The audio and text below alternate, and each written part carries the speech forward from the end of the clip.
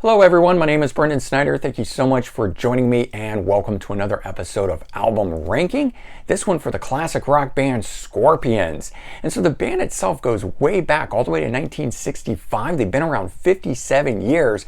A lot of people don't know that because their debut album actually came out in 1972. With this being 2022, it's actually the 50th anniversary of that album, as well as the band being a recording artist. And with the release of their latest album, Rock Believer, that just came out on February 25th of 2022, I thought it was a good time to go ahead and do a ranking of the band's 19 studio albums. So no compilations, no live albums, just the 19 studio albums of all original material. And so the band itself still features two of its original members, vocalist Klaus Meine and guitarist Rudolf Schenker. And in 1978, their second guitarist Mathis Jabs joined, so this core lineup then has played on every subsequent album thereafter, still doing it to this day. And we're going to dive into all of that, the full 19 studio album ranking by this band. But if you are new to my channel and you haven't already hit the subscribe button, please click the button. Also leave a comment, hit like, all those things help support my channel. I would greatly appreciate it. And of course, as an added bonus, by subscribing, you'll be able to stay up to date on all that's going on in the world of music, just like this with Scorpions album ranking. And so we got 19 studio albums to run through here, and coming in at number 19, Lonesome Crow from 1972, debut studio album. This one here featuring Michael Schenker on guitar, along with his brother, of course, Rudolf Schenker. This one here, in my opinion, is the least Scorpions sounding album, and the band itself had really yet to find its classic sound. This one here had much more to do with psychedelic rock than their later commercial era that we would know them for. Still though, with the playing by Michael Schenker on here, it has a very familiar feel to it, certainly if you know his work. And it also features an early classic on here, In Search of the Peace of Mind, of which Michael did a re-recording in 2021 on his latest MSG album, Immortal. So it's celebrating its 50th anniversary. If you want to check out a new version, you can check out that. All right, coming in at number 18, Humanity Hour 1.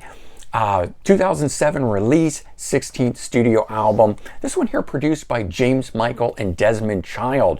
And while you would think the pairing of Scorpions with Desmond Child, who was just a classic 80s producer, the songs that he wrote for different artists and so forth, Rat, Alice Cooper, to name a few, you know, you would think it would be perfect and it would work, but for some reason it did not here. The band took a much more modern rock approach on this album here, trying to modernize itself for the new era, doing down tuning and darker themed songs and having a darker sound just overall on the album itself, featuring little of the characteristics that the band is known for, and just unfortunately for me at least, made a lot of the songs barely memorable. All right, coming in at number 17, Eye to Eye from 1999, 14th studio album from the band. First to feature drummer James Kotak, coming from Kingdom Come. This album here was another attempt by the band to modernize itself for new audiences. For this one though, they added drum loops and samples to it, which is something that just really doesn't work, in my opinion, well with the Scorpions. Overall though, I will say the album itself is not bad. It still has underlying classic elements to it, and save for a couple tracks that are on here, in particular ones that you just wouldn't expect from them, like To Be Number One, which just has a really cheesy keyboard sort of sound to it, doesn't work in my opinion.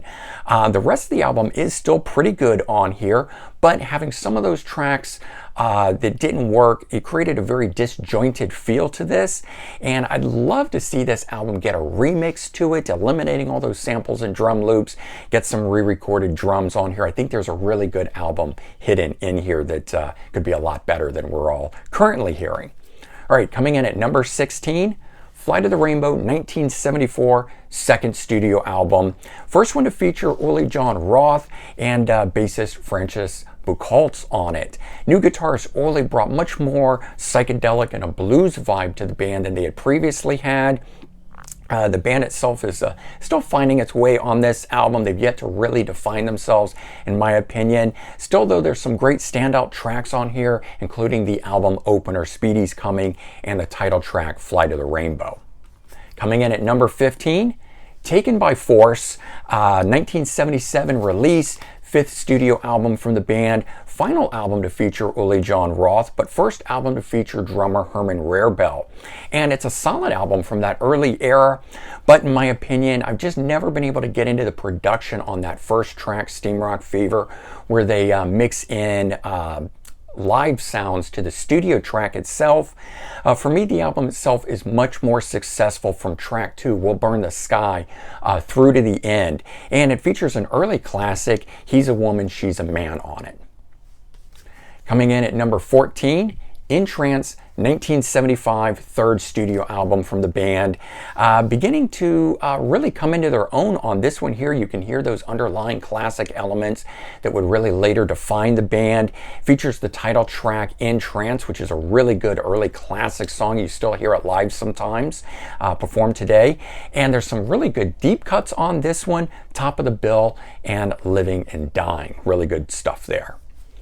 Coming in at number 13, Virgin Killer from 1976, 4th studio album. First album to be where the band really kind of came into their own, really had a clear, defined sound on it. Guitarist Uli Jon Roth really shines on this one and features 2 of my favorite songs from the Roth era, Pictured Life and Catch Your Train. Another really good deep cut that's on this one, Polar Nights. Check that one out, it's very good. Coming in at number 12, Rock Believer from 2022, brand new 19th studio album, just came out, as I mentioned, on February 25th. If you don't have that one, go check it out. And I have done a full review. I'm going to be leaving a link in the description below. But for now, this one here is the first album to feature new drummer Mickey D, coming from Motorhead. And of course, released 50 years after their debut, Lonesome Crow from 1972. Amazingly though, the band is still full of energy and life on this, creating a very consistent album from start to finish. Album itself features 10 rockers and only 1 ballad, the ballad being the last track on the album. So it's one of the most straight ahead rock albums from the band, and in my opinion, making it worthy of coming in at number 12. And who knows, in time, maybe it will be moving up in the ranking. We'll have to wait and see. Coming in at number 11, Unbreakable from 2004, 15th studio album, featuring a heavier sound than typical.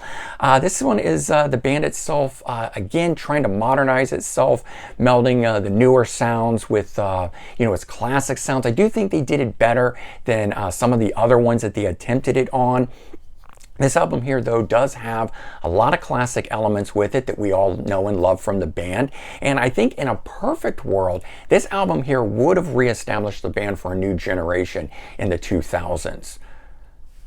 Coming in at number 10, Pure Instinct from 1996, 13th studio album. This one here, a very classic 80s sounding album for having been released in the 90s.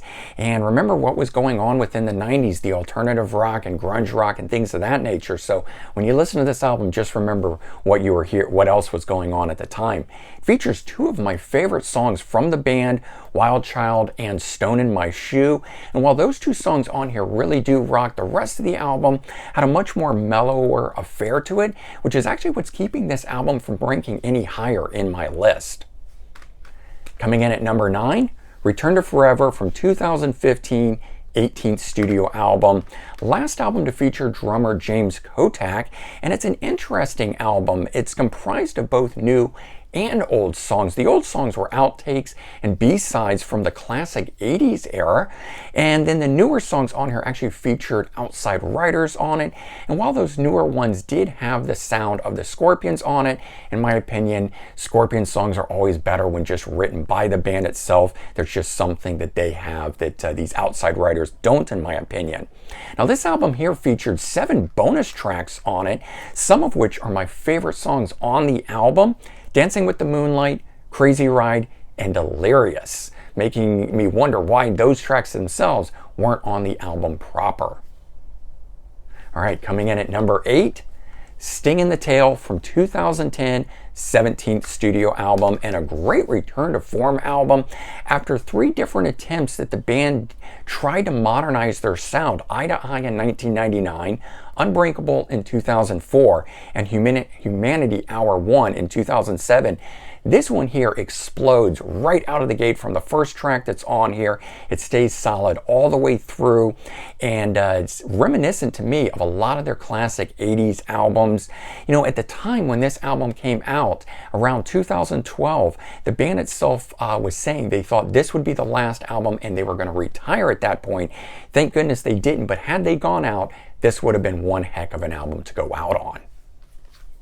Coming in at number 7, Lovedrive from 1979, one of my favorite album covers by the band. 6th studio album. The album itself is notable for several reasons. First, it marked the return of original guitarist Michael Shankar, Rudolph's brother, and also was a major evolution in their style to the classic sound that the band would forever be known for going forward. And it does feature 2 classic hits on it, Loving You Sunday Morning and Holiday, but my favorite track on here is actually the instrumental Coast to Coast on here. And the interplay between the 2 brothers with their guitars on here is just absolutely fantastic, and in my opinion is one of the band's highlights from throughout their entire career. If you've never checked that song out, do check it out. Coming in at number 6, Animal Magnetism from 1980, 7th studio album. This is one of those albums that, despite it not having a ton of hits on it, it's a really solid album from start to finish, which is what's helping it rank higher in my list than some of the other bigger albums that they've had. Still, it features the classic song The Zoo on here, but for me at least, its album opener, Make It Real, that I really love, and then all those great deep cuts that are in between that. Coming in at number 5, Face the Heat from 1993, 12th studio album. Last to feature drummer Herman Rarebell from the classic lineup. The album itself marked a shift in style to a more contemporary sound due to the era it was being recorded in. And much like Pure Instinct, you know, this was alternative rock and grunge. So again, keep that in mind when listening to this. The newer sound worked well, though, in my opinion, to bridge the band's old sound with its, or I should say the band's, that newer sound with the older trademark sound that we knew and loved from the band itself. And I think it did a good job doing that, which is one of the reasons why this one's actually ranking higher than some of those other ones where they attempted to modernize their sound. And following on from Wind of Change, from Crazy World, the band wrote another political song, this one called Alien Nation, which was about the reunification of Germany, of course, where the band is from. One of my favorite tracks on here, though, No Pain, No Gain, really good track. All right, coming in at number 4, Crazy World from 1990, 11th studio album. Last album to feature bassist Francis Bacholtz from the classic lineup of the band. First album, though, since 1974, not to be produced by longtime producer Dieter Dierks. This one instead was produced by Keith Olsen, who's a fantastic producer from the 80s. And the album itself, again, returned to form on this one here. Very commercially successful for the band, featuring 4 really big super hits for them, including the massive power ballad that I had just mentioned, Wind of Change. It went to number 4 on the Billboard Hot 100. But there's some really great deep cuts on this one. Luster Love, Kicks After 6, and Hit Between the Eyes. All really good stuff. This is one of those albums that's just great start to finish. Coming in at number 3, Savage Amusement, 1988, 10th studio album from the band. Last album to be produced by Dieter Dierks, and while not always ranking high amongst the fans due to its overt 80s sound on it, for me personally, it's one of my favorite albums by the band, obviously with where it's coming in the ranking, but I go back to this album more times than I can count, and in my opinion, not a bad song on the album with the 3 opening songs that are on here, some of the best in all of their material. Again, just my opinion on that, but featuring classic tracks, Rhythm of Love, Don't Stop at the Top, and Believe in Love, but standout cuts on here that I really like, Media Overkill and Walking on the Edge. Coming in at number 2, Blackout from 1982, 8th studio album, an absolute classic from start to finish on this thing here. The album just has the right mix of their 70s era sound combined with the 80s classic sound that they were just starting to come into with at this time. And the album features my all-time favorite Scorpions song on it, No One Like You, as well as other classics on here, Blackout and Can't Live Without You. Features a really great deep cut in the song Dynamite. This is just one of those albums that if I put it on, I'm listening from start to finish on it. All right, And the #1 Scorpions album, Love at First Sting, 1984, 9th studio album. Not only one of the best albums from the band, but one of the best albums from the decade. That's pretty hard to say, too. There are so many great albums that came out in the 80s, and featuring no less than 5 classic hits from the band: Bad Boys Running Wild, Rock You Like a Hurricane, I'm Leaving You, which is another personal favorite, Big City Nights, and Still Loving You. And even the deep cuts on here are super strong, making this album just really solid from start to finish. There's some good peaks and valleys, so a lot of interest on this thing, holding that interest all the way through while I listen to it, which is why this album is coming in at #1 on my Scorpions album ranking. And so there you go. Hopefully you enjoyed that. All 19 studio albums by the band ranked here for your pleasure.